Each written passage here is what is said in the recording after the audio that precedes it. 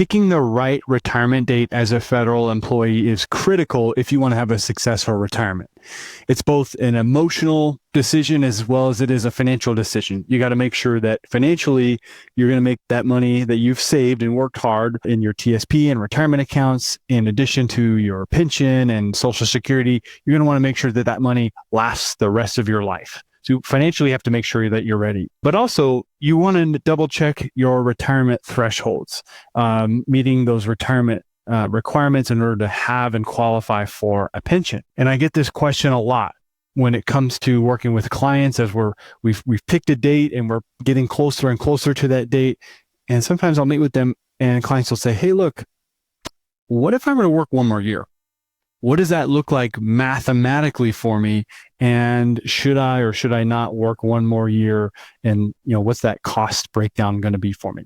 So in today's video, that's what I wanted to cover. So answering that question first, before we break down the math of it, we just know that if you work longer, we know that your pension is going to be higher, right? Because you've got more years of service there that adds to the pension. So always, if you work longer, your pension will be higher because you're going to have more years of service and possibly some pay increases along the way, which I'll explain in a little bit.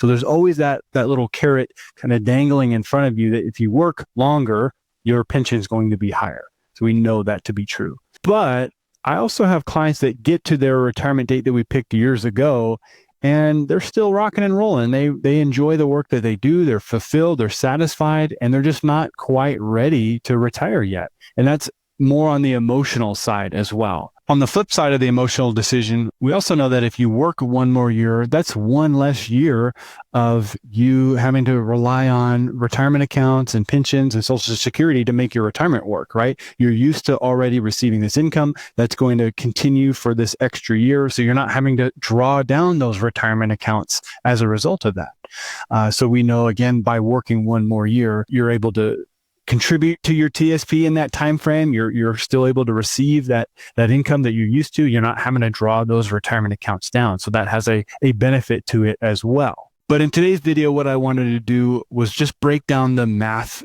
of a simple example of what it would look like if we were to work one more year. So our baseline, let's just say, is we've got somebody who has a high three of $100,000. That's going to be our baseline here. The formula for what your first pension is going to be is you take your high three and you multiply that by your years of service, and then you multiply that by your multiplier. And that's going to be expressed as a percentage. Usually it's 1%, but there's reasons why it might be less or more than that. For this example, just say it's 1%. So in the example of someone having a high three of 100,000, we'll take that 100 grand. And let's just say they had a FERS career in the federal government for 30 years. And let's just say that their multiplier is 1%. Well, this math's pretty easy, right? It's 100,000 times 0.3, right? 30 times 1%. And we end up with $30,000 would be the gross annual pension. And we can divide that by 12 and find that would be $2,500 a month would be the gross pension for this person. Gross versus net. I always like to make that clear. We care more about what the net number will be. Gross is at the top. And then from that, you're going to have your survivor benefit. If that applies to you, survivor benefit elections, taxes, federal and possibly state. You'll have health insurance, your FEHB, federal employee health benefits coming out of that, maybe life insurance, maybe long-term care premiums as well. And that's why your gross is going to be different than what your net's going to be. All right, well, that example is simple enough. So let's just say that this person who has 30 years of service and 100,000 high three decides to work one more year. Or we're trying to think about like what would happen if they did work one more year. So instead of 30, they'd have 31 years of service. And let's say their multiplier was still 1%. But the tricky part is going to say, what's their high three going to be? Because it could be 100,000, but there's a higher than likely chance that it would be higher than their high three from the previous year. There's a good chance that there's a cost of living adjustment. There's a good chance that they, or a possible chance that they had a step increase, maybe due to a promotion or, a job change, right? So maybe a conservative estimate would just be 102,000 if they worked one more year, getting a COLA, getting maybe a possible step increase along the way, that 102 would become their new high 3. One thing to note when we're talking about high 3, and I'm sure you're aware of this, but I just want to clarify, your high 3 is the highest 36 consecutive months of your working career, the highest of those 36 consecutive months. And so if the last year you worked and you didn't have a higher paying job and you actually took a demotion, you went down, that's happened before. So your high 3 would have remained at 100,000, but most people, they'd be at their position that they're at now, getting the same pay, getting a little bit of a COLA, or maybe they get a promotion along the way. But that promotion doesn't automatically increase your high 3, right? It's the highest 36 consecutive months. So if you worked 12 months at this higher pay, you still have 24 months of the lower pay that's going to kind of even out and average out what your high 3 would actually be. So just wanted to point that out. Some people are like, hey, I'm getting this, the step increase effective January. So if I retire at the end of January, my high 3 is going to be a lot higher. It's like, well, no, that would only be 1 month out of the 36 if they're going to average out for what your high 3 is. So let's look at this 102,000 times 31 years of service times 1%. And I had already done the math just to make this a little bit easier. That's $31,620 a year.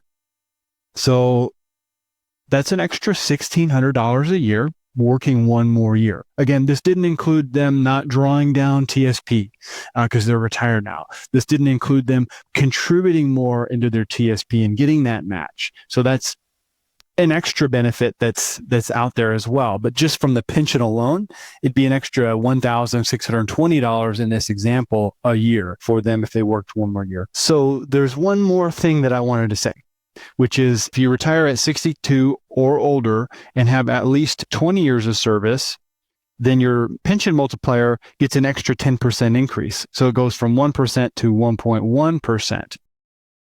So in this example above, if we took, instead of 1%, we took 1.1% instead, then the math says, and I did this earlier, 34,782 a year. So quite a significant increase. If in this example, that person at the beginning was 61 years young, and then they say, hey, I want to work one more year. Well, not only are they going to get one more year of service, possibly a higher high 3, they're also going to get that 1.1% or a 10% increase in what their pension is going to be because they worked one more year and now reach that age 62 with 20 years of service, getting them that 1.1% multiplier. So when we're meeting with clients who are still happy with their job and they still are happy to work until 62, I always like for them to at least remind them that there is that extra benefit for working till at least 62 with at least 20 years of service because of their pension being higher as a result of that. So again, we're just looking at an example here where someone's got 100,000 high 3, but what if they had 150,000 high 3? You can see how that would increase this number a lot more, right? Instead of it being an extra $4,700 or almost $4,800, if they were to go from 61 with 30 years of service to 62 with 31 years of service, that would be an even higher delta between the two if they had worked one more year as a result of that. So it's important to look at this from a financial perspective. It's important to look at this from an emotional perspective as well. Again, are we emotionally ready to retire?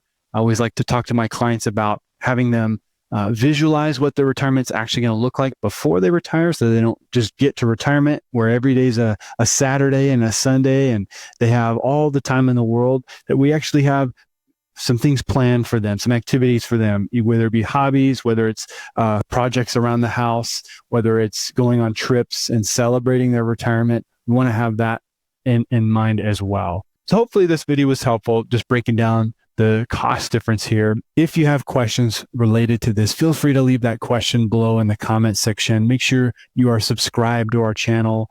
You get our latest videos that we put out, and make sure you ring that notification bell so you get alerted when we do bring out new videos. And of course, until next time, happy planning.